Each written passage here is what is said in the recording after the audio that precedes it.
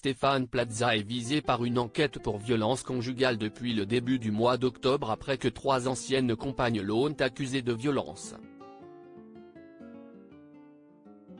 Mais ces dernières ne seraient, d'après nos informations, pas irréprochables dans leur quête de justice.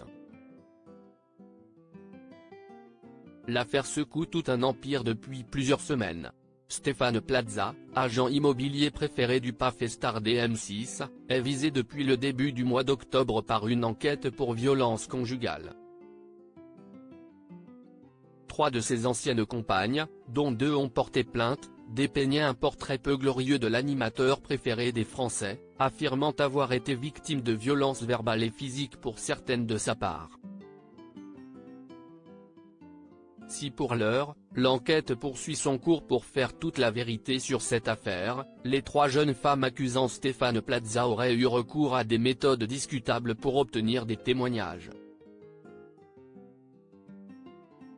Selon nos informations exclusives, les 2 plaignantes et la 3e, qui n'a pas voulu porter plainte, sont entrées en contact il y a plusieurs mois avec des personnes ayant côtoyé Stéphane Plaza.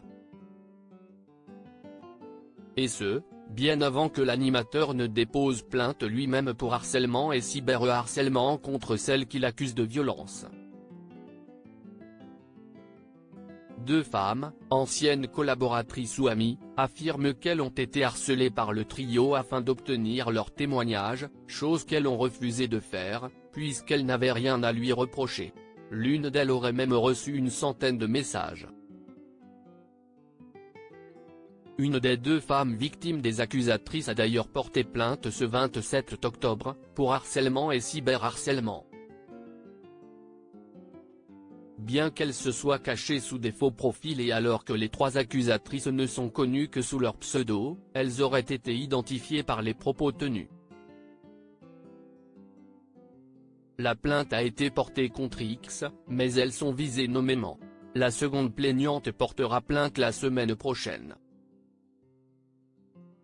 Des SMS suspects. Les méthodes employées par les accusatrices font l'objet d'observations depuis plusieurs jours.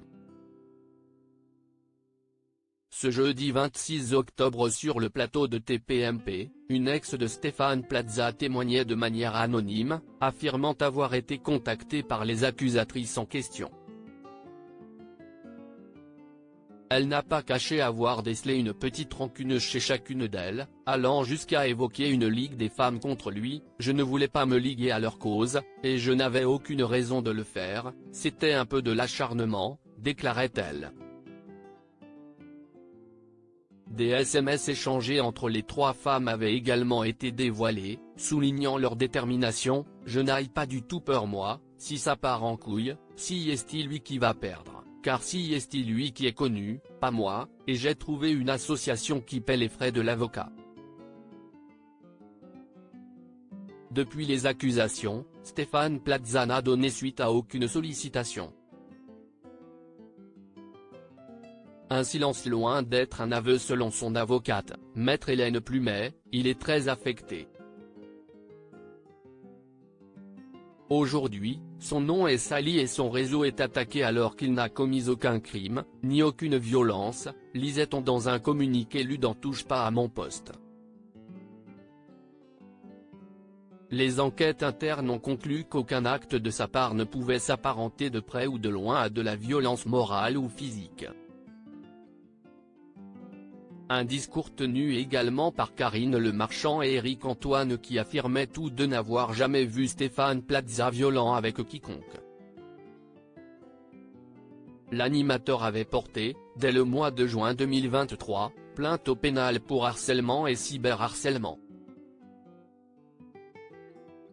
Affaire à suivre.